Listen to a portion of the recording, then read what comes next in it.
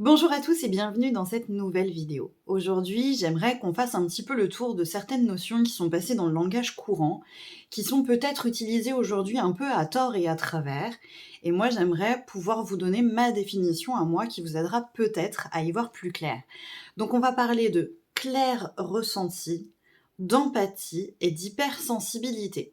C'est vrai que les mots d'empathie et d'hypersensibilité, on en entend plus que parler actuellement, et je suis pas du tout en train de dire que c'est une mauvaise chose. Par contre, parfois, on pose des définitions dessus qui, personnellement, ne me correspondent pas et que j'aimerais, avec vous, redéfinir. L'empathie, aujourd'hui, dans le langage courant, c'est la capacité donc à ressentir le système émotionnel des autres. Mais j'aimerais surtout qu'on fasse la différence entre faire preuve d'empathie, c'est-à-dire essayer de se placer à la place de l'autre, de ressentir ce qu'il peut ressentir. Donc là, on fait un travail quasi mental pour accéder à ses émotions, à sa façon de se sentir, etc. Voilà, lors d'une conversation importante, dans le commerce, on parle souvent d'empathie pour essayer de comprendre le point de vue de l'autre et de comprendre son système émotionnel afin d'y répondre au mieux.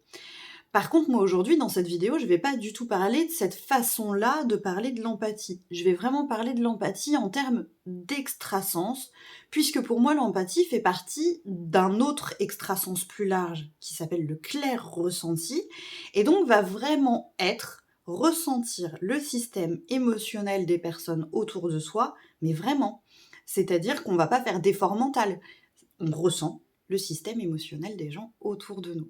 C'est pour ça que ça va être important de passer par la définition de qu'est-ce que c'est que le clair ressenti pour que vous compreniez bien ce que je veux dire. Le clair ressenti, de façon générale, globale, c'est percevoir des choses invisibles et impalpables par les messages du corps.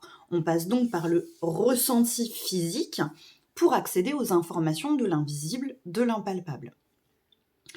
On peut donc être sensible à plusieurs sources de choses invisibles et impalpables. Il y a des gens qui vont être sensibles aux émotions, ce sont donc les empathes.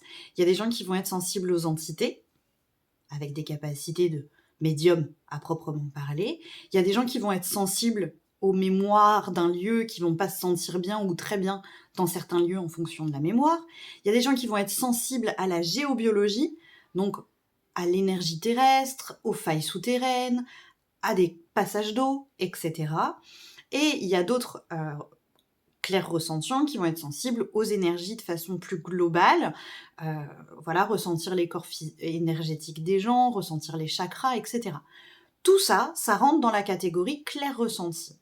Et donc, lorsque l'on est sensible au système émotionnel des gens autour de soi, on passe dans une catégorie du clair ressenti qui s'appelle l'empathie.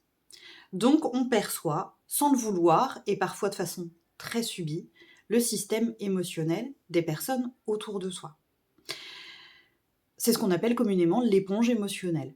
Tu rentres dans une pièce, tu sens tout de suite si les gens vont bien, pas bien, si l'ambiance est bonne, pas bonne, mais c'est du ressenti, c'est pas de l'analyse mentalisée de ce que tu perçois chez les gens. C'est vraiment, tu pourrais rentrer dans une pièce les yeux fermés, avoir une personne en face de toi et être capable de ressentir son système émotionnel alors qu'il n'a pas prononcé un mot et que tu n'as pas vu son visage. C'est ça, la pure empathie.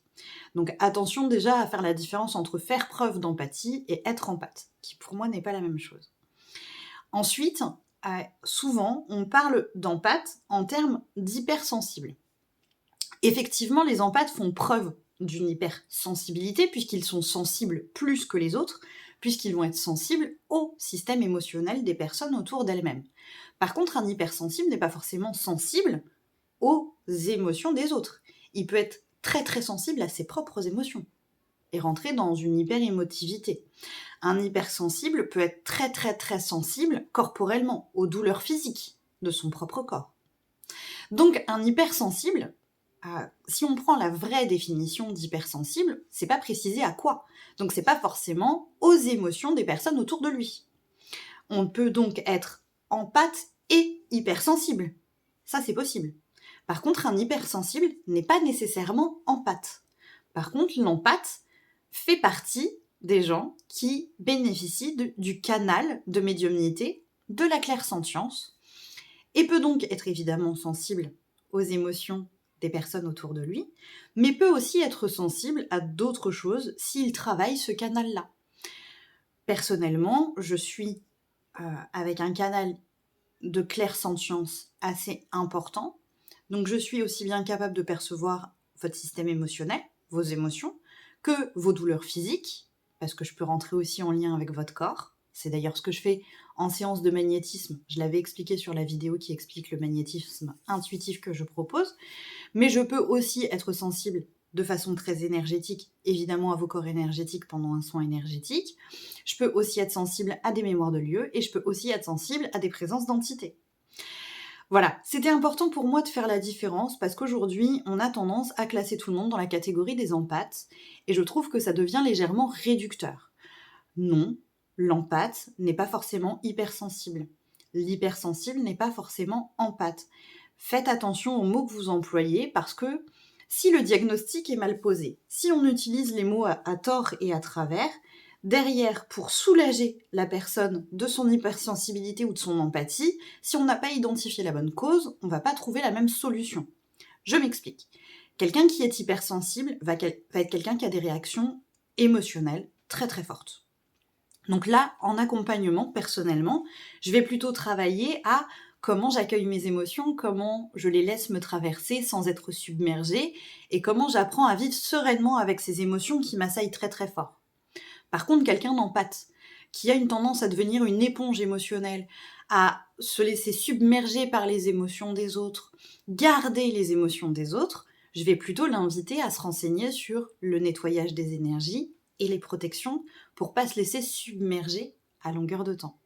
Je sais pas si vous voyez la différence et si c'est clair. Si ça ne l'est pas, vous n'hésitez pas, évidemment, vous savez que vous pouvez me poser des questions d'ordre général en commentaire et que si c'est plus personnel, vous pouvez passer en privé, hein. Il y a le lien en bio du site internet avec toutes mes coordonnées perso si vous en avez besoin. Mais c'est super important en fait de vraiment définir à quoi on est sensible. L'empathie est une sensibilité, l'hypersensibilité est une sensibilité, mais on ne va pas les traiter de la même façon en fonction de à quoi on est sensible. J'espère que ça vous aidera, que ça vous permettra de travailler différemment. Passez une très très belle journée et merci d'être là. Au revoir les loulous.